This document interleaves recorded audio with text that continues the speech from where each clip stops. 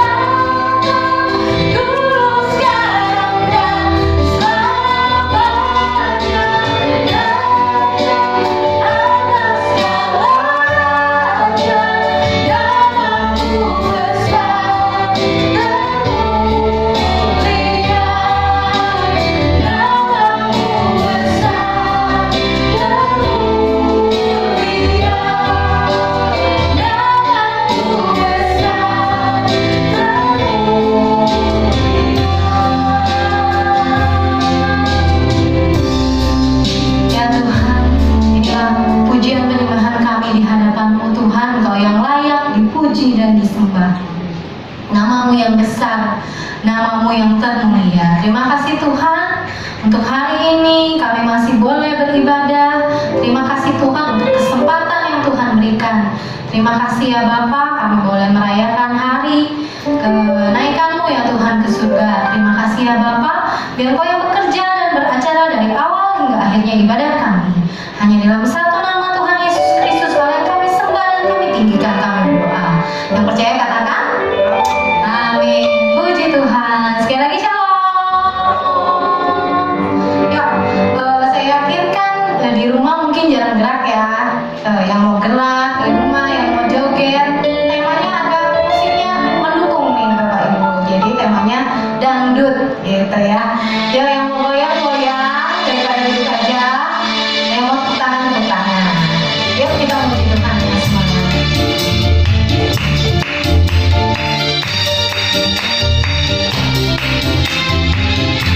Mau betapa indahnya dan betapa elok.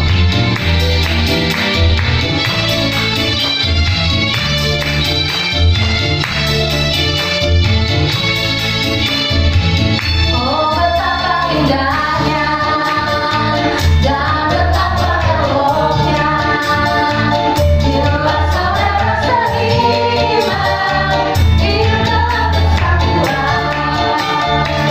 Oh betapa indahnya dan betapa eloknya bila saudara seiman hidup dalam persatuan.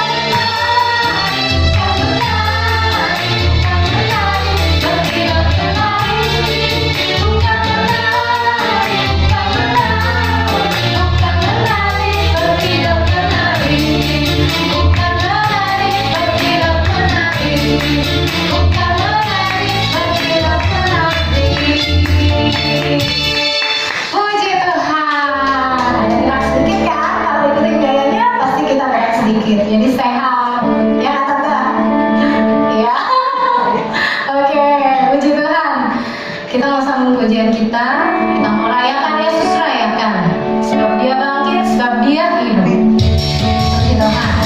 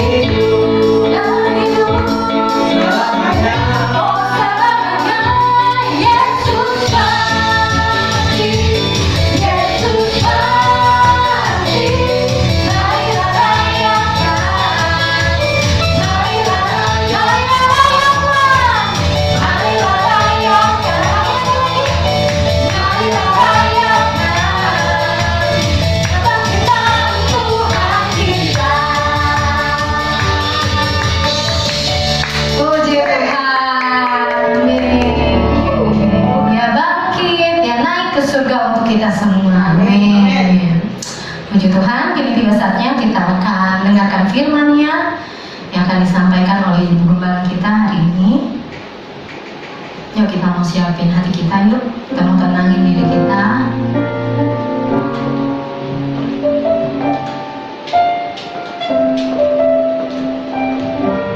Sebab Dia tidak pernah sedetik pun meninggalkan kita.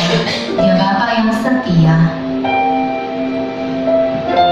Karyanya begitu sempurna untuk setiap kita.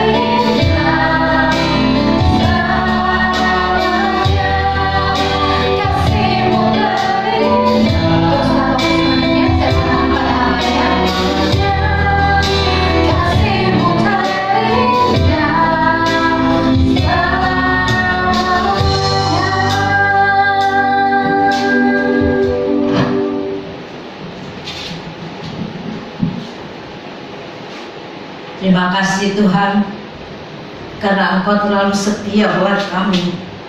Kami pegang janji-Mu yang berkata tidak pernah meninggalkan kami dan tidak pernah membiarkan kami sendiri Tuhan. Terima kasih untuk karya-Mu yang indah, mujizat-Mu yang terjadi dalam hidup kami. Terima kasih Tuhan kalau saat ini kami masih boleh mendengarkan firman-Mu. Itu sebabnya Roh Kudus mari Engkau berbicara kepada jemaat-Mu Tuhan saat ini. Dan Kau juga mau memakai hamba-Mu Tuhan, sehingga hamba-Mu dapat berbicara bukan atas kehendaknya, tetapi Roh Kudus yang memakai bibir, mulut, lidah, hati dan pikirannya Tuhan. Sehingga setiap kata yang keluar dari mulutnya Tuhan boleh menjadi berkat, menjadi peringatan bagi jemaat-Mu dan bagi hamba sendiri. Terima kasih Tuhan, kami siap untuk menerima firman-Mu. Kami akan duduk diam, itu sebabnya Roh Kudus berbicara kepada kami saat ini. Terima kasih Bapa. Terpujilah nama-Mu Tuhan dari kekal sampai kekal, di dalam nama Tuhan Yesus kami sudah berdoa dan bersyukur. Haleluya, amin. Shalom Bapak Ibu, saudara-saudara yang dikasihi Tuhan. Halo. Saya pernah membaca satu buku, dan buku itu menjadi berkat buat saya. Itu sebabnya saat ini saya mau membagikannya kepada Bapak Ibu sekalian. Buku itu ditulis oleh seorang pendeta yang bernama, siapa yang lupa nih namanya? Oh, Pendeta Susun Ming. Saya waktu membaca buku itu saya mendapat berkat. Itu sebabnya saya akan membagikannya kepada Bapak Ibu sekarang.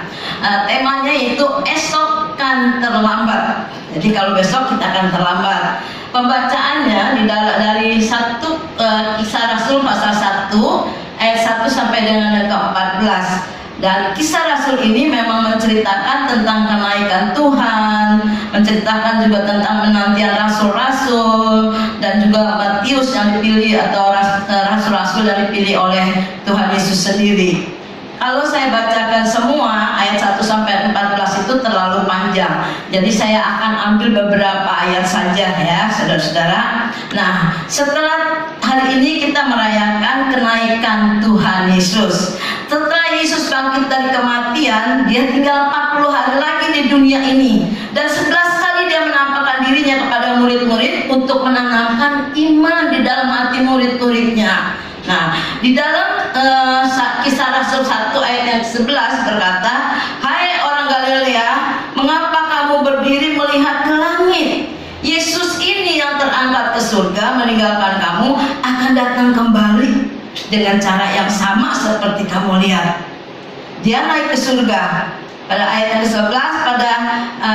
ke-11, dia akan datang kembali sama seperti yang kamu lihat waktu dia naik ke surga. Pada zaman ini memang banyak orang berkata sudah dekat ya, zamannya udah dekat. Biasanya orang bilang udah dekat kiamat ya sekarang, zaman banyak kejadian ini, kejadian itu. Nah, kalau kita orang-orang percaya kesudahan zaman sudah dekat ya. Seperti tadi kita lihat di dalam Matius 24 ayat 7 dan 8 berkata, "Sebab bangsa akan bangkit melawan bangsa dan kerajaan akan melawan kerajaan, dan gempa bumi akan terjadi di beberapa tempat. Akan tetapi semuanya itu barulah permulaan penderitaan menjelang zaman baru ya, atau akhir zaman." Di dalam Matius 24 ayat ke-32 dan ke-33 dia berkata, "Tariklah pelajaran dari perumpamaan tentang pohon ara. Apabila ranting-rantingnya melembut dan mulai bertunas, kamu tahu bahwa musim panas sudah dekat. Demikian juga jika kamu melihat semuanya ini, ketahuilah bahwa waktunya sudah dekat, sudah di ambang pintu." Ya, kita sering ya dengar orang ngomong, kayaknya banyak kejadian aneh ya. Jadi kayaknya nih akhir zaman udah dekat. Kalau orang Kristen bilang, kalau orang-orang dunia bilang udah mau kiamat, sekarang udah mau kiamat ya. Akhir zaman udah di ambang pintu. Nah, saudara-saudara, kita lihat tadi firman Tuhan bilang gempa bumi terjadi di mana-mana. Kita lihat di Sulawesi 2 kali terjadi gempa bumi. Tanah longsor, banjir, belum selesai diurus di Sulawesi. Lalu terjadi lagi di mana? Di NTT.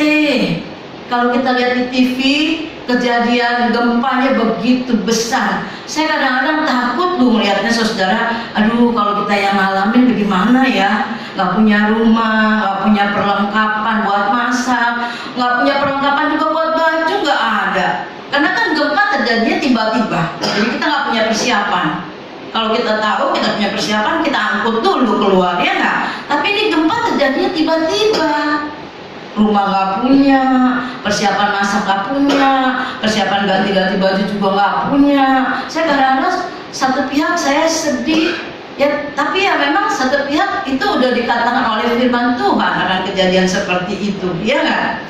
Nah, sebelum di NTT selesai diberesin gitu ya, para pengungsi juga belum pada pulang ke rumah masing-masing. Belum lama ini berapa hari kita dengar di mana gempa? Di Malang. Ya, di Malang terjadi gempa. Waktu di Malang terjadi gempa tuh saya gak khawatir juga. Saudara tahu kenapa saya khawatir? Karena ada anak saya di sono ya. Jadi saya gak khawatir. Terus saya telepon, gimana tak? Puji Tuhan mah baik-baik aja, dia bilang. Terus getarannya sampai cuma di pintu goyang-goyang. Aduh, puji Tuhan, puji Tuhan. Di satu pihak saya puji Tuhan, anak saya selamat, gak apa-apa. Tapi di satu pihak juga saya sedih lagi. Karena yang terjadi gempa itu, yang kena gempa itu kan mengalami banyak kesusahan. Seperti tadi saya bilang, gak punya rumah, persediaan buat masak gak punya, apa-apa yang diperlukan juga gak punya. Jadi di satu pihak saya senang anak saya gak terjadi apa-apa, tapi di satu pihak juga saya sedih. Apalagi kalau kita lihat di TV, sedih saudara-saudara. Para pengungsi kurang makan, ya, nggak punya baju ganti, bayi-bayi para balita kekurangan susu, yang lansia juga pada susah. Ya, kita cuma bisa berdoa biar pemerintahan cepat menanganinya gitu ya, supaya pada dapat pertolongan. Mungkin rumah belum dibikin-bikinin, tapi tempat pengungsian yang memadai lah ya, sehingga mereka ya dapat selimut seperti yang waktu di Surabaya itu bagi-bagiin selimut. Nah, itu firman Tuhan bilang memang udah kejadian, ada gempa, bangsa melawan bangsa. Kita lihat negara-negara sekarang kan lagi pada perang semua ya. Sorry saudara. Nah, beberapa tahun yang lalu juga kita lihat di tahun 2005, bulan Desember, sedang orang Kristen persiapan untuk merayakan kelahiran Tuhan Yesus Natal. Terjadi lagi tsunami di mana? Di Aceh. Tsunaminya begitu besar ya, terjadi tsunami. Itu bulan Desember. Lalu tahun depannya bulan Maret terjadi lagi gempa yang besar di Nias. Jadi memang kejadian-kejadian seperti itu sering terjadi. Sesuai dengan firman Tuhan katakan ya. Sesuai dengan firman Tuhan katakan sering terjadi memang. Sorry ya, saya minum dulu sebentar ya.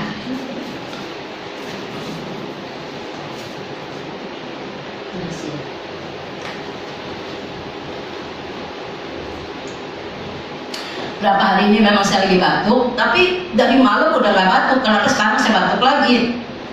Saya udah janji sama dokter, saya bilang sama dia besok bikin dokter nggak ya? Dia udah dapat nih buat besok. Nggak ada, sekarang kok batuk. Dari kemarin, dari malam nggak batuk, udah baik.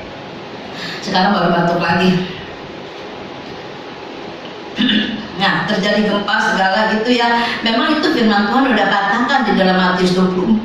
Baca saudara-saudara, Matius 24 semuanya menceritakan tentang akhir zaman. Tadi terjadi tahun 2005 terjadi tsunami di Aceh. Lalu tahun 2006 terjadi di Nias, gempa bumi, gempa ya. Nah, pada zaman yang sudah dekat ini, kesudahan apa yang mesti kita lakukan? Apa yang mesti kita berbuat? Di dalam Matius 24 ayat 42 dikatakan, karena itu berjaga-jagalah sebab kamu tidak tahu pada hari Tuhan datang. Di dalam ayat 44 dikatakan, sebab itu hendaklah kamu juga siap setia, bukan siap sedia, setia. Kenapa siap setia? Kita selalu siap di dalam doa dan setia pada Tuhan. Jadi siap setia, bukan siap sedia. Setia terus, siang malam kita setia. Tadi Ibu Kris bilang saya kuat tadi pagi. Saya dari jam 4 Ibu Kris bangun. Dari jam 4 karena punya janji sama Tuhan. Jadi kalau setengah 4 dibangunin, saya suruh berdoa. Kalau saya nggak bangun nggak bisa tidur. Jadi setengah 4 selalu saya bangun, saya berdoa. Saya punya teman, dulu kita sama-sama KTP, kita sama-sama guru sekolah minggu, kita sama-sama anggota kurs, terus kita menikah masing-masing pisah. Satu hari dia telepon saya, WA saya, apa kabar lo, baik lo di mana? Di Medan gue, katanya gitu. Terus saya tanya-tanya, udah nggak ke gereja? Ya gue sekarang nggak ke gereja, lu udah nggak ke gereja. Saya bilang kenapa? Karena mantunya orang Medan tuh gak dikasih ke gereja. Enggak, gak dilarang. Tapi kenapa lu gak ke gereja? Saya bilang gitu. Terus saya ngomongin, terus dia bilang, iya dah minggu depan gua ke gereja. Kemarin ini telepon lagi, WA lagi gitu ya, ngomong. Sekarang mesti siap sedia lu, selalu berdoa, saya bilang gitu. Gue bingung lu, kalau berdoa apa sih didoain? Saudara-saudara, saya pikir dulu lu ya KTP sama gue sama-sama. Malah dia itu keluaran sekolah penginjil wanita Kristen di Malang, yang seharusnya jadi pengerja di gereja. Sekarang dia bertanya sama saya, kalau berdoa apa sih yang didoain? Gue bingung katanya. Hah? Saya jadi bingung lagi. Ditanya begitu saya bingung. Kalau nanya gue, padahal banyak yang harus didoain. Keluarga, gereja kan banyak terjadi penganiayaan. Gereja, keluarga, saudara-saudara, pemerintah, bangsa dan negara. Ya keadaan pandemi seperti ini, kejadian bencana alam yang ada di negara, ya enggak? Yang terjadinya harus kita doakan. Makanya waktu dia bilang, gue bingung, kalau gue berdoa tuh bingung apa sih yang mesti didoain. Saya benar-benar bingung, saudara. Dia itu keluaran pengerja wanita Kristen yang harus mendampingi pendeta-pendeta, tapi sekarang dia bertanya sama saya, apa sih yang harus dikerjain? Dia bilang, apa sih yang harus didoain?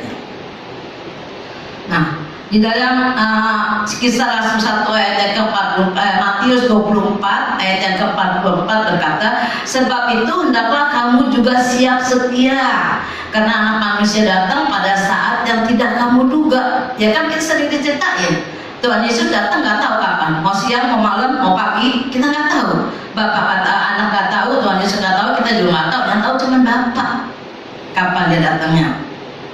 Di dalam ayat 45 dikatakan juga, siapa hamba yang setia dan bijaksana yang diangkat oleh Tuhannya atas orang-orangnya untuk memberikan mereka makanan pada waktunya. Siapa? Siapa yang setia? Kita nggak tahu ya. Nah, jadi apa yang harus kita lakukan di dalam menantikan kedatangannya Roh Kudus? Setelah Yesus terangkat, kita sedang menantikan keturunannya Roh Kudus. Biasanya gereja-gereja tuh diadain kebaktian 10 hari lamanya ya, kedatangan Roh Kudus. Nah, kita harus berjaga-jaga dalam doa dengan setia. Karena di dalam 1 Petrus 4 ayat 7 Rasul Petrus juga berkata, kesudahan segala sesuatu sudah dekat. Karena itu kuasailah dirimu, jadilah tenang supaya kamu dapat berdoa.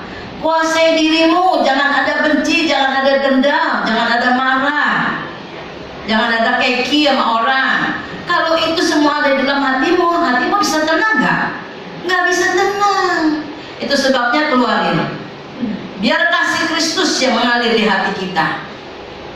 Kalau kasih Kristus mengalir dalam hati kita, kita ada ketenangan, ada damai, ada sejahtera. Nah, waktu seperti itu kita baru bisa berdoa. Kalau ada iri hati, dengki, marah, dendam, nggak bisa kita berdoa. Itu sebabnya kita keluarin dulu. Kita keluarin dulu bulat-bulatnya, kita bersihin semuanya. Kerikil-kerikil yang ada dalam hati kita keluarin. Dan kita minta Tuhan Yesus mengalirkan kasih-Nya di dalam kita.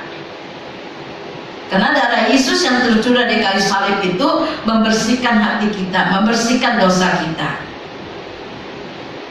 Kan tempoh hari kita udah merayakan kematiannya, Jumat Agung kematian, terus Tuhan Yesus naik ke surga. Sekarang Tuhan Yesus naik ke surga, kematian, kebangkitan, sekarang kenaikan. Nah, kita sedang menanti keturunannya Roh Kudus. Dan sebabnya kita juga mau keturunan Roh Kudus seperti rasul-rasul yang menumpang di satu kota yang mendapat keturunan Roh Kudus. Biarlah kita juga mau dipenuhi dengan Roh Kudus, bukan cuma dibaptis dengan air, tapi dipenuhi dengan Roh Kudus, dibaptis juga dengan Roh Kudus. Nah, di gereja Full Gospel Yoido di Korea yang digembalkan oleh Choi Yong-gi, ada seorang diaken yang bernama Pak Yong Hun. Dia melaksanakan doa pagi setiap hari 7 jam, ibu-ibu, bapak-bapak, 7 jam doa pagi. Dia tidurnya jam 9 malam. Jam 11 dia udah bangun. Terus dia berdoa sampai jam 6 pagi. Berdoa sampai jam 6 pagi. Dia orangnya sangat sibuk karena dia kerja di salah satu bank internasional. Mula-mula sih memang berdoanya nggak 1 jam, dia berdoa mula-mula 5 menit. 5 menit ditambahin lagi, ditambahin lagi. Sekarang 7 jam doa pagi. Habis itu dia bukan tidur, dia kerja. Kemudian doa paginya berkembang jadi 7 jam. Dan sekarang dia melaksanakan gerak 3:1. Apa tuh 3:1? 3 itu buat rohaniawan. Jadi rohaniawan setiap pagi berdoa 3 jam. Jemaat biasa gitu ya 1 jam. Jadi 3:1 berdoa. Semuanya rohaniawan 3 jam, jemaatnya 1 jam, semua berdoa. Nah itu harus, doa itu harus, karena doa menjadi pelayanan bagi kita. Nah, doa itu harus, karena doa itu adalah kehidupan orang Kristen. Karena doa itu adalah napas orang Kristen. Jadi harus diprioritaskan, harus diutamakan doa itu. Nah, saya juga pernah mendengar ada seorang ibu dari suku Sunda. Suku Sunda kalau bertobat ikut Tuhan Yesus, banyak macam-macamnya lah ya, banyak penganiayaan. Tapi ibu ini dia nggak putus asa.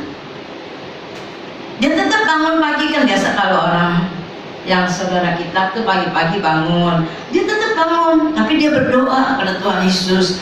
Siang hari dia berdoa juga kepada Tuhan Yesus. Waktunya sama, cuman isinya. Sekarang dia berdoa kepada Tuhan Yesus, sehingga dia dapat melewati penganiayaan, dia dapat melewati segala cobaan-cobaan. Nah, dia harus berdoa, dia berdoa begitu giat, dia berdoa begitu setia.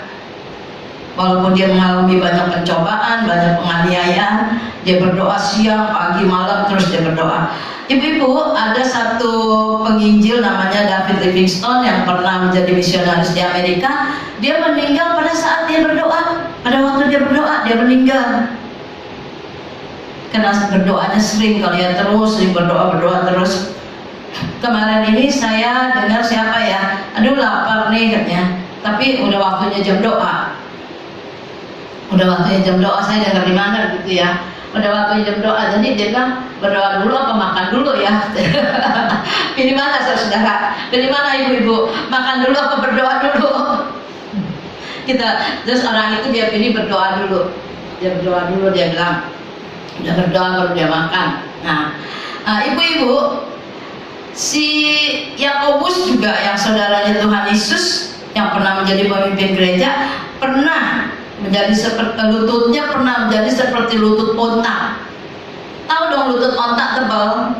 Kenapa? Kan kalau pagi tuannya mau naik ke onta kan tinggi, dia ngapain? Dia berlutut, ya. Jadi tuannya naik, tuannya taruh barang-barang. Sore hari si onta tuh tuannya mau turun, mau taruh barang-barang juga, dia berlutut lagi. Jadi lutut onta tuh tebal.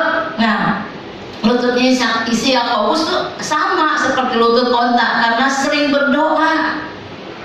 Coba lihat periksa lutut ibu-ibu, bapak-bapak, tebal enggak? Tebal enggak? Ayo, ketahuan katanya kalau yang lututnya kotor itu sering berdoa, yang lututnya hitam itu sering berdoa. Lutut ibu bapak sekarang putih apa hitam? Coba dilihat. Nah ibu-ibu, karena terlalu banyak berdoa jadi lututnya tebal, keras. Nah, jadi sebenarnya ada banyak doa yang harus kita naikkan. Kalau teman saya tadi bertanya sama saya, kalau berdoa apa sih yang mesti doain? Gue bingung. Sebenarnya sih banyak mesti doain, ya enggak? Banyak pokok doa yang harus didoakan. Kita doakan misi dunia, pemberitaan Injil, untuk keselamatan bangsa dan negara, untuk gereja-gereja seperti tadi saya katakan, untuk keluarga-keluarga, ya. Nah, untuk kita nih melaksanakan doa pagi, kita harus korting tidur. Biasa kalau bangun jam 6, kita mesti korting 1 jam, kita bangun jam 5, ya. Saya sih biasanya bangunnya saudara, ibu-ibu jam 8 saja saya bangun. Tapi sekarang saya nggak bisa bangun siang begitu. Pagi-pagi saya udah mesti bangun, setengah 4 saya udah mesti bangun. Udah habis berdoa, udah habis baca Alkitab, seger, udah jadi gak bisa tidur lagi. Tapi Tuhan kasih saya kekuatan, Tuhan kasih saya kemampuan ya. Walaupun jalannya juga ada susah, tapi Tuhan tetap memberkati saya. Kan Tuhan Yesus juga pernah berkata kepada si Petrus, tidakkah kamu sanggup berjaga-jaga 1 jam aja sama aku? Berjaga-jaga 1 jam aja sama aku. Tuhan Yesus tanya si Petrus, sanggup nggak? Tapi dia nggak sanggup, dia tidur lagi. Emang kalau berdoa tuh ya 5 menit aja lama, apalagi 1 jam. Kita lihat nih, jarumnya jalan nggak sih ya? Kok 1 jam lama amat gitu. Tapi coba kalau nonton TV, apalagi film seri, 1 jam nggak terasa ya. 1 jam, iya baru sebentar udah habis. Nah, bisa nonton 2 jam, 3 jam kalau TV. Tapi kalau berdoa 1 jam aja, 1 jam kita lihat lagi, jalan gak sini jarumnya, jalan gak sini jarumnya. Nah, makanya kita mesti belajar siap dan sedia untuk berdoa. Kontrak rumah juga begitu. Saya kan waktu baru menikah kontrak rumahnya 2 tahun, tambah lagi 2 tahun, tambah lagi 2 tahun. Kayaknya cepet. Kok 2 tahun cepet ya, kata Pak Gem. Nih kontrak 2 tahun cepet amat ya. Belum rasa betah udah 2 tahun katanya. Berpanjang lagi 2 tahun gitu ya. Tapi belakangan Tuhan kasih berkat, saya kredit 5 tahun. 5 tahun kali 12 kan jadi 60 bulan. Kata Pak Gem, nih kok nggak habis-habis ya 5 tahun? Iya, kalau nggak kredit kan tiap bulan, jadi nggak habis-habis gitu ya. Kalau kontrak sebentaran aja udah habis. Nah, itu sebabnya kita harus siap setia berdoa supaya kita jangan jatuh ke dalam pencobaan. Karena roh memang penurut, tetapi daging kita lemah. Ya, kita baca di dalam Matius 26 ayat 41 dan 40 dan 41 berkata, kita siap sedia berdoa supaya kamu jangan jatuh ke dalam pencobaan. Roh memang menurut, tetapi daging lemah. Itu kata Matius 26. Nah, yang kedua, kalau tadi kita harus berjaga-jaga dan berdoa. Yang kedua, apa yang harus kita lakukan? Kita melaksanakan tugas pemberitaan Injil dengan giat. Agama Kristen memang agama kesaksian. Jadi kita orang Kristen tuh kerjanya kemana-mana mesti bersaksi. Dari perbuatan kita, dari kata-kata kita, dari sikap kita. Jadi orang Kristen tuh memang urusannya mesti bersaksi, kerjaannya bersaksi. Semua orang Kristen dipanggil sebagai saksi Kristus. Kisah para Rasul 1 ayat 8 berkata, tetapi kamu akan menerima kuasa kalau Roh Kudus turun ke atas kamu, dan kamu akan menjadi saksiku di Yerusalem dan di seluruh Yudea, Samaria, dan sampai ke ujung bumi. Firman Tuhan bilang kita harus bersaksi. Orang-orang bilang Yerusalem itu rumah kita ya, Yudea itu saudara-saudara, Samaria buat orang-orang yang teman-teman kita ya. Kita sudah bersaksi sampai ke ujung bumi. Kita nggak usah sampai ke ujung bumi, saudara. Di tetangga-tetangga aja udah belum kita bersaksi. Buat saudara-saudara kita nggak usah ke ujung bumi, nggak usah keluar kota. Buat saudara-saudara kita udah belum bersaksi. Mungkin ada yang suaminya belum kenal Tuhan, udah belum bersaksi. Dari sikap kita, dari kata-kata kita, dari perbuatan kita. Mungkin juga ada yang istrinya belum percaya Tuhan. Bagaimana kasih suaminya terhadap istri? Bisa nggak menjadi kesaksian? Di dalam Matius 24 ayat yang ke-14 berkata, dan Injil kerajaan ini akan diberitakan di seluruh dunia, menjadi kesaksian bagi semua orang, semua bangsa. Sesudah itu barulah tiba kesudahannya. Jadi Injil disebar dulu seluruh dunia, baru kesudahannya. Nah, Rasul Paulus memiliki 3 keputusan sendiri. Saya taat pada pernyataan dari surga. Setelah ia bertemu dengan Yesus di tengah perjalanan yang menuju ke Damsyik, ia mengatakan, sebab itu ya Raja Agripa, kepada penglihatan yang dari surga itu tidak pernah aku tidak taat. Itu terdapat di dalam Kisah Rasul 26 ayat 19. Jadi Rasul Paulus bilang kepada penglihatan yang dari surga itu tidak pernah aku tidak taat. Termasuk firman Tuhan dia taat juga ya, Ibu. Nah, kita ini memang harus bersaksi kemana-mana, harus bersaksi. Ya seperti terdapat juga di dalam Yohanes 3 ayat 16. Karena begitu besar kasih Allah akan dunia ini sehingga ia telah mengaruniakan anak yang tunggal, supaya setiap orang yang percaya kepadanya tidak binasa, melainkan beroleh hidup yang kekal. Ini memang yang harus kita beritakan. Jadi kita harus ingat ya, kita jadi orang Kristen memang harus bersaksi. Di mana-mana harus bersaksi. Di rumah juga kita harus bersaksi. Untuk asisten kita juga kita harus bersaksi dari kata-kata kita, dari sikap kita, dari perbuatan kita. Jangan katanya kerja sama orang Kristen tapi mulutnya bukan mulut orang Kristen, penuh dengan caci maki, penuh dengan kata-kata ya. Jadi kita tuh orang bilang kadang-kadang rumah tangga kita ditanya melalui asisten. Ya, kadang-kadang asisten kita kadang-kadang ditanggap. Lu kerja sama Kristen di situ gimana lu? Lu kerja sama pendeta di situ gimana lu? Orangnya baik enggak gitu ya? Lu sering diomelin enggak? Makan lu gimana gitu ya? Gaji lu berapa duit gitu? Itu sering tuh asisten kita ditanya-tanya begitu. Nah, jadi bagaimana sikap kita? Di rumah juga kita harus bersaksi. Jangan mentang-mentang rumah kita gue seenaknya, lu kan kerja sama gue, semuanya gue dong gitu ya. Nggak bisa, karena orang Kristen adalah hidupnya bersaksi, harus bersaksi. Nah seperti tadi Rasul Paulus memiliki 3 keputusan sendiri. Yang pertama, saya taat pada pernyataan dari surga. Rasul Paulus itu dia memberitakan Injil selama 15 tahun ke seluruh Asia Kecil dan juga ke Eropa. Yang kedua, saya akan mengembalikan hutang. Rasul Paulus berkata, aku berhutang baik kepada orang Yunani maupun kepada orang bukan Yunani, baik kepada orang terpelajar maupun kepada orang tidak terpelajar. Itu sebabnya aku ingin untuk memberitakan Injil kepada kamu juga yang diam di Roma. Jadi dia berhutang kepada Tuhan Yesus yang sudah mencucurkan darahnya di kayu salib untuk menebus dosa-dosa kita, untuk mengampuni dosa-dosa kita, dan dia berhutang. Kan di Alkitab juga ada, harganya sudah lunas dibayar.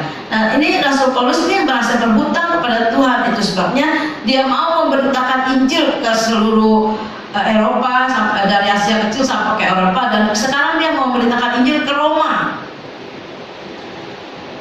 Karena dia mendapatkan kesempatan untuk, karena dia bilang dia mendapatkan keselamatan itu dengan cuma-cuma oleh anugerah Allah. Seperti tadi saya katakan, dia menjadi orang yang berhutang kepada Tuhan. Dia berusaha untuk mengembalikan hutang itu melalui pemberitaan Injil. Nah, jadi apa? Kembali lagi, orang Kristen kerjaannya adalah bersaksi. Pak Gem dulu punya teman satu orang ya. Saya dengerin dia cerita kepada Pak Gem, Pak, saya mah kemana-mana, saya ceritain tentang Tuhan Yesus.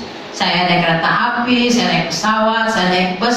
Pokoknya kalau saya naik kendaraan umum tuh, saya selalu cerita tentang Tuhan Yesus. Suatu hari saya naik kereta, kan kereta duduknya berdua-berdua. Saya udah cerita-cerita gitu, saya masukin pekabaran Injil. Orang itu mulai saya ceritain pekabaran Injil itu mukanya melengos, nggak mau nengok ke saya. Dia biasa kan dia bilang buang muka gitu ya, melengos begini. Dia bilang saya sih nggak peduli, dia mau melengos tapi kan kupingnya dengar apa yang saya ngomong. Dia bilang gitu, mukanya ke sana, kupingnya kan di sini. Jadi tetap Pak, saya cerita terus tentang Tuhan Yesus. Karena apa? Saya percaya kupingnya mendengar, suatu saat dia akan tergerak dan digerakkan oleh Roh Kudus untuk bertobat. Dia bilang benar-benar itu seorang bapak yang, kalau saya sebut sih ada beberapa orang di sini yang kenal gitu ya. Dia tuh nggak putus asa. Orang mau dengar, mau enggak, terserah.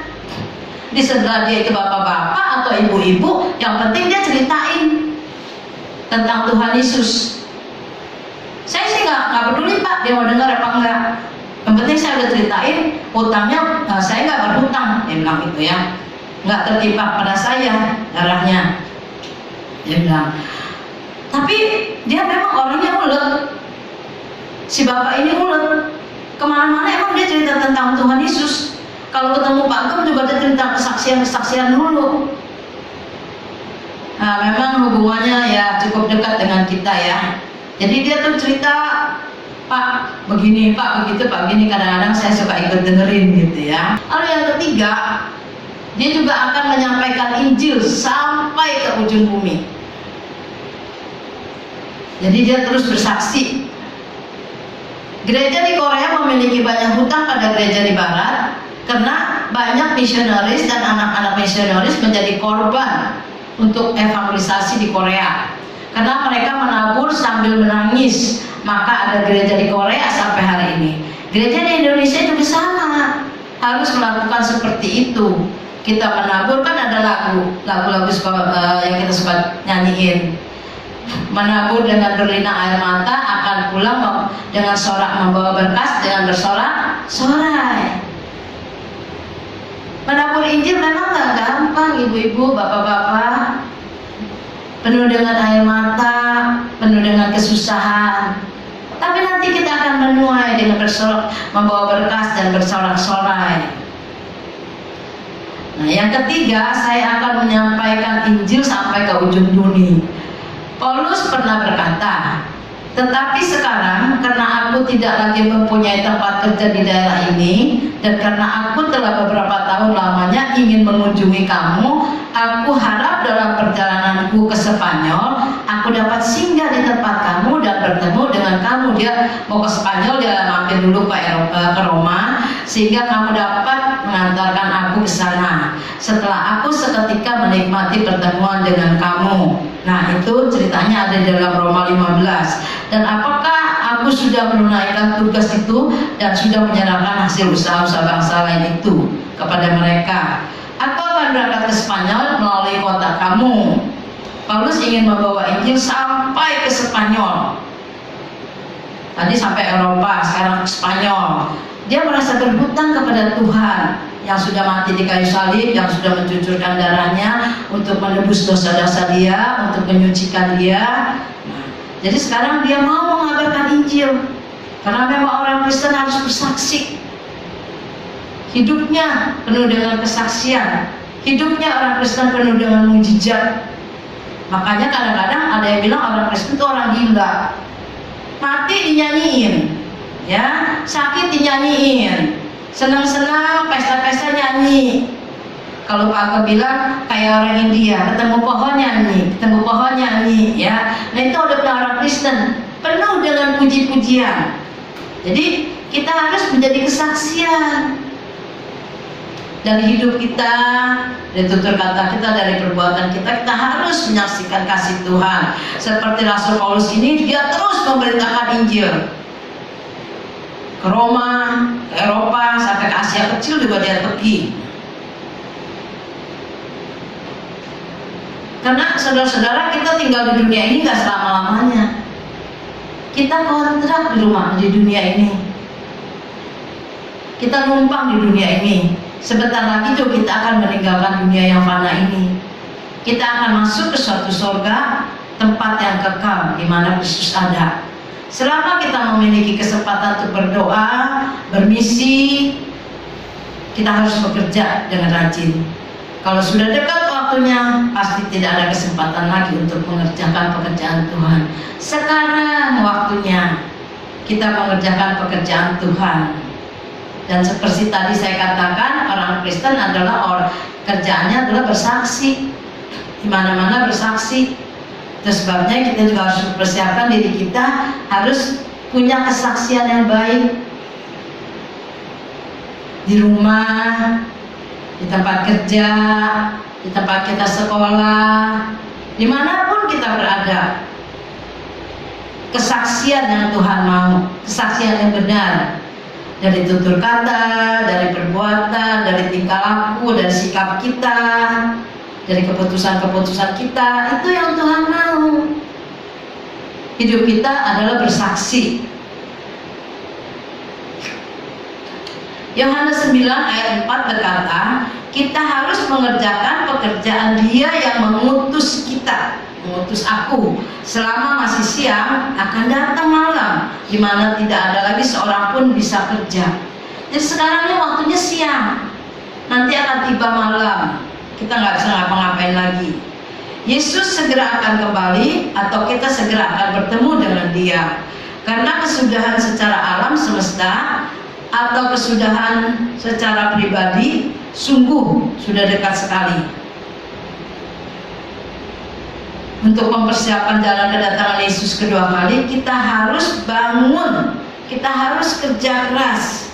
Sekarang waktunya, karena kalau esok kita terlambat. Mari kita lihat di sekeliling kita. Apakah suami kita sudah terima Tuhan? Apakah istri kita juga sudah terima Tuhan? Bagaimana dengan adik-adik kita? Bagaimana dengan mertua kita? Bagaimana dengan teman-teman kita? Jangan sampai kesaksian yang pernah diceritakan oleh Ibu Kamelia itu terulang lagi sama kita. Ceritanya ada 2 orang sahabat wanita. Namanya sahabat kan udah ngerti lah ya, udah tahu luar dalam gitu. Udah makan sepiring berdua, minum segelas. Kalau karena dia kuliah mengerjakan PR juga udah sama-sama. Kadang-kadang nginep rumah yang A, kadang-kadang nginep rumah yang B. Namanya sahabat tuh udah baik banget gitu ya. Udah kenal lah luar dalamnya. Nah, kemana-mana sama-sama, pergi apa sama-sama gitu. Satu hari, kan ini ada 2, seorang sahabat, yang satu anak Tuhan, yang satu tidak. Jadi suatu hari yang belum anak Tuhan ini meninggal. Dia meninggal, tinggal yang anak Tuhan. Dia pikir ya temannya udah meninggal, dia nggak pikirin gitu ya. Tapi Tuhan menuntut loh, Bapak Ibu Saudara. Suatu hari dia dikasih mimpi. Anak Tuhan ini dikasih mimpi. Mimpinya temannya yang bukan anak Tuhan itu yang meninggal datang kepada dia. Kamu jahat, dia bilang. Kamu sahabat saya. Kita kemana-mana sama-sama, makan sama-sama, minum sama-sama. Kadang-kala kita juga tidur sama-sama. Tetapi kamu tidak pernah menceritakan tentang Tuhan Yesus kepada saya. Sekarang saya ada di tempat yang susah, karena saya ada di neraka, tempat kematian yang kekal. Jadi temannya yang bukan anak Tuhan ini meninggal, dia datang kepada temannya. Kenapa selama ini kamu jadi sahabat saya, tapi kamu gak pernah cerita tentang Tuhan Yesus, tentang keselamatan? Jangan sampai hal itu juga terjadi pada kita. Mungkin pada suami kita, pada istri kita, pada adik, kakak kita, mungkin mertua kita yang katanya cerewet, atau mama kita yang katanya udah tua. Udah percayakah dia pada Tuhan Yesus? Jangan sampai nanti kita kalau dia meninggal kita didatengin seperti seorang sahabat ini. Kalau itu sudah terjadi, waktunya sudah terlambat. Itu sebabnya mari kita mau melakukan penginjilan, kita mau bersaksi, karena kalau esok sudah terlambat. Amin.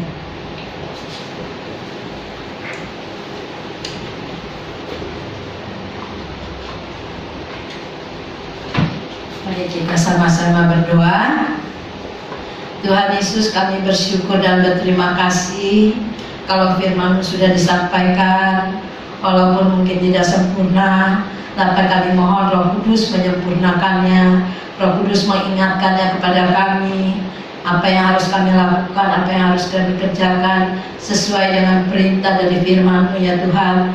Biarlah Engkau ajarkan kami, Engkau kuatkan kami, Engkau mendidik kami supaya kami menjadi kesaksian, supaya kami juga dapat bersaksi di mana-mana pun kami berada. Kami memakai mulut kami, pikiran kami untuk menciptakan kasih Kristus, pengorbanan Kristus kepada orang-orang di sekeliling kami, supaya waktunya jangan terlambat.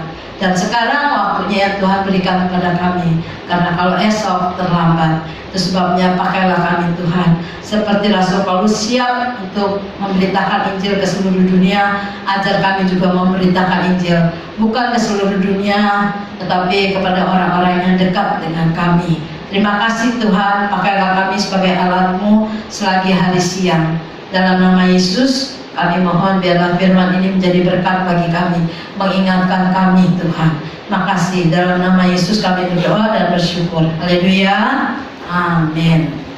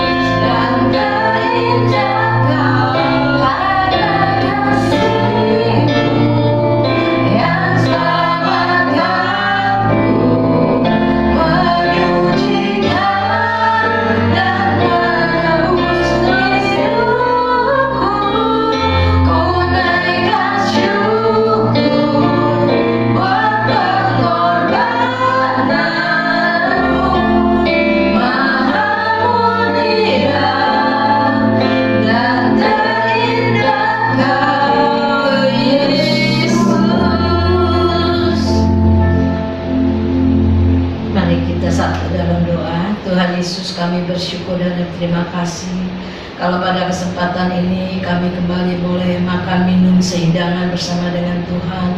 Kami bersyukur dan berterima kasih kalau kami melakukan ini semua mengingatkan pada kami akan kematian di kayu salib 2000 tahun yang lalu. Tuhan, Engkau mati karena Engkau mengasihi kami, Engkau mencintai kami, karena Engkau ingin menebus dosa kami, Engkau ingin menghapus dosa kami, Engkau ingin menyucikan kami, menguduskan kami, sehingga kami boleh layak di hadapan-Mu Tuhan. Kalau saat ini kami diberikan kesempatan untuk makan minum sehidangan dengan Engkau, kami percaya tubuh dan darah-Mu akan menyatu dengan kami, memberikan kekuatan yang baru, memberikan hidup yang baru bagi kami, sehingga kami boleh juga seperti firman-Mu berkata menjadi saksi-saksi Kristus dimanapun kami berada. Tuhan, kami mau melakukannya selagi hari siang Tuhan, supaya jangan terlambat. Itu sebabnya Tuhan, pakailah kami anak-anak-Mu, hamba-hamba-Mu untuk menjadi saksi-saksi-Mu dimanapun kami berada. Terima kasih Tuhan untuk tubuh dan darah-Mu. Kami sambut dengan percaya di dalam nama Tuhan Yesus. Haleluya, amin.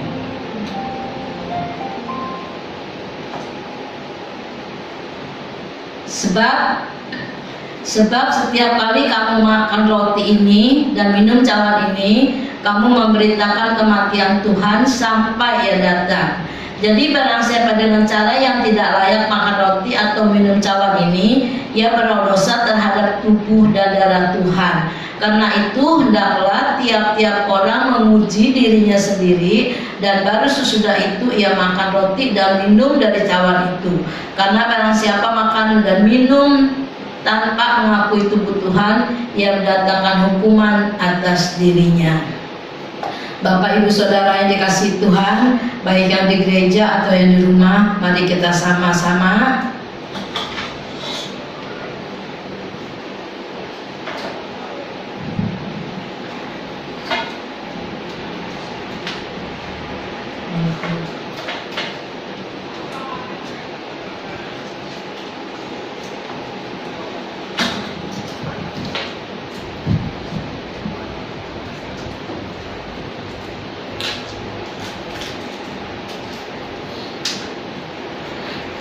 Kita angkat tubuh Kristus dengan tangan kanan kita. Dan ketika mereka sedang makan, Yesus mengambil roti, mengucap berkat, memecah-mecahkannya, lalu memberikannya kepada murid-muridnya dan berkata, "Ambillah, makanlah, inilah tubuhku." Mari kita makan bersama-sama di dalam nama Tuhan Yesus.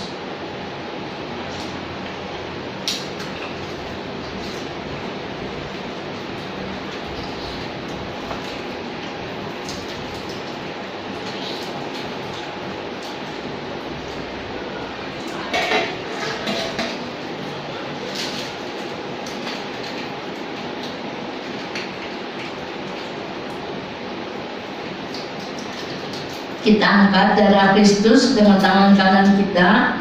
Sesudah itu ia mengambil cawan, mengucap syukur, lalu memberikannya kepada mereka dan berkata, "Minumlah kamu semua dari cawan ini, sebab inilah darahku, darah perjanjian yang ditumpahkan bagi kamu, bagi banyak orang untuk pengampunan dosa." Kita minum bersama-sama dalam nama Tuhan Yesus.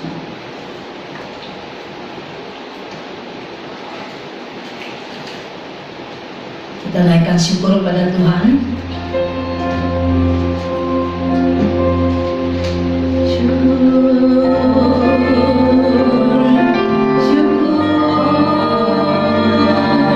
Kami naikkan padamu Tuhan, buat kebaikan.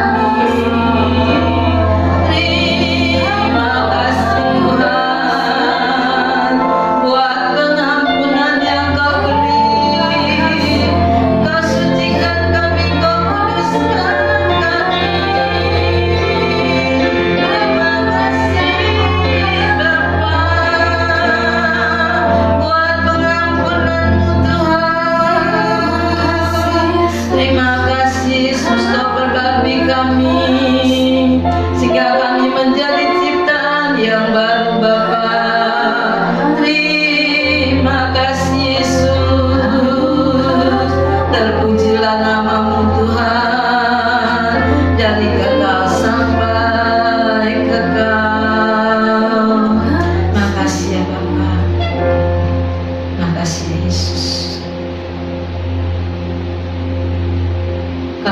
kesediaan dari PDM Wiwikata untuk menaikkan doa syukur.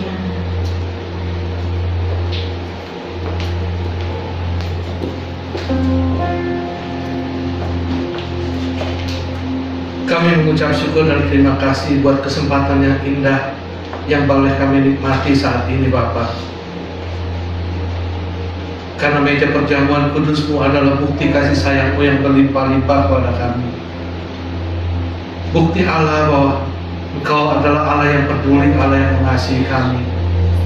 Bahkan putra tunggal-Mu Kau relakan demi kami semua. Terima kasih Bapa. Terima kasih buat tubuh dan darah Yesus yang telah terkoyak dan tercurah di atas kayu salib. Karena lewat tubuh dan darah Kristus itulah maka kami telah dimenangkan, maka kami telah diselamatkan. Dan biarlah kami boleh melangkah di hari-hari kami untuk selanjutnya dengan penuh pengucapan syukur dan selalu mengingat bahwa hidup kami adalah hidup yang berharga, bahwa hidup kami telah ditebus oleh Yesus Kristus, bahwa Allah mengasihi kami. Dan tuntun kehidupan kami supaya untuk hari-hari selanjutnya hidup kami bisa memuliakan nama-Mu saja. Kami harus berbeda dengan orang dunia. kami harus menjadi lebih baik. Semua untuk kemuliaan nama-Mu. Sekali lagi terima kasih buat meja perjamuan kudus-Mu. Terima kasih buat semua kebaikan. Dalam nama Yesus kami berdoa. Amin. Amin. Saya yakin kita semua diberkati oleh firman Tuhan yang telah disampaikan oleh Ibu Gembala. Terima kasih untuk pelayanan Ibu Gembala. Tuhan Yesus memberkati. Buat Bapak Ibu yang telah diberkati juga ingin memberikan berkat, silahkan memberikan persembahan. Yang nomor rekeningnya ada di sini, di bawah saya sini, ya. Nanti bisa transfer, juga bisa info. Kalau udah bisa hubungi dia ke Rita. Terima kasih, Tuhan Yesus memberkati. Kita akan mengakhiri ibadah hari ini. Sekali lagi kita akan memuji Dia. Segala pujian syukur hanya bagi-Mu Tuhan.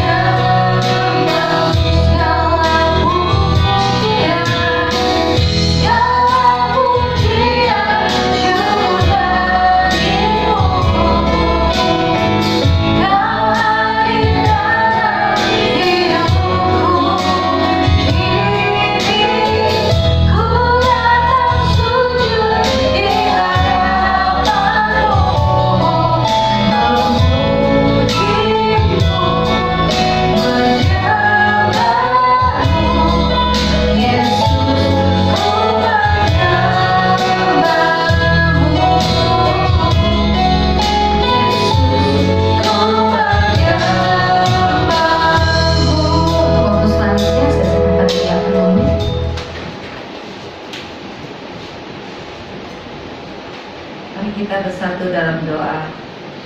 Dan henti-hentinya Tuhan kami mengucap syukur, menaikkan pujian kami. Terima kasih ya Bapa, di mana hari ini kami memperingati kenaikan-Mu, di mana di sini membuktikan bahwa Engkau adalah sungguh Putra Tuhan, sungguh Putra Allah. Engkau telah mati di kayu salib, Engkau telah bangkit, dan sekarang Engkau telah naik. Terima kasih ya Bapa. Terima kasih untuk firman teguran yang disampaikan oleh Ibu Gembala kami, di mana nasihat-nasihat beliau memberikan kami satu kekuatan Tuhan. Terima kasih ya Bapa. Engkau memberkati Ibu Gembala kami ya Tuhan. Engkau memberikan kesehatan, daya tahan tubuh Tuhan. Engkau memberikan hikmat marifat kepada beliau Tuhan, di mana nama-nama kami selalu disebut dalam setiap doa beliau. Terima kasih ya Bapa untuk seorang Ibu Gembala yang memperhatikan domba-dombanya di Aberta. Terima kasih ya Bapa. Terima kasih juga untuk anak-anak Engkau yang ambil bagian pada hari ini ya Tuhan.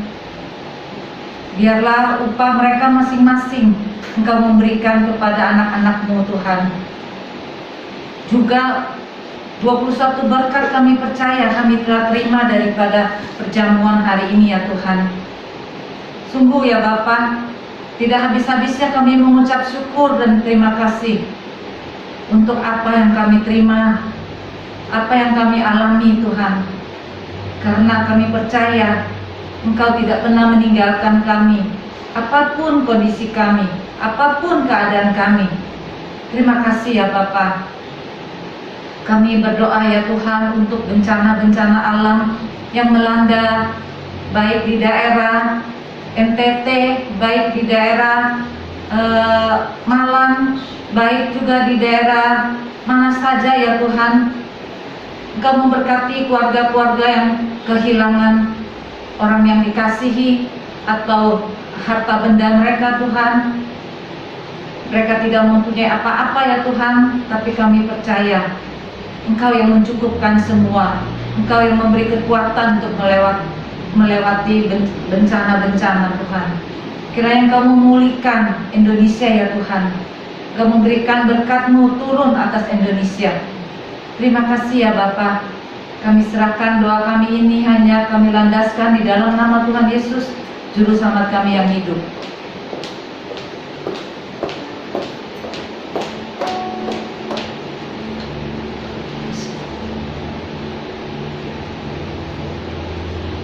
Kekasih-kekasih Kristus yang diberkati Tuhan, pulanglah dan terimalah berkat Tuhan. Turunlah kiranya atas saudara-saudara semua kasih, karunia, dan damai sejahtera dari Allah Bapa, pengampunan dan kasih sayang dari Tuhan Yesus Kristus, penghiburan, penyertaan, bahkan pimpinannya melalui kuasa Roh Kudus memimpin kita sekalian. Mulai saat ini sampai Maranatha Tuhan Yesus datang yang kedua kali. Hanya di dalam nama Tuhan Yesus kami sudah berdoa dan bersyukur. Haleluya.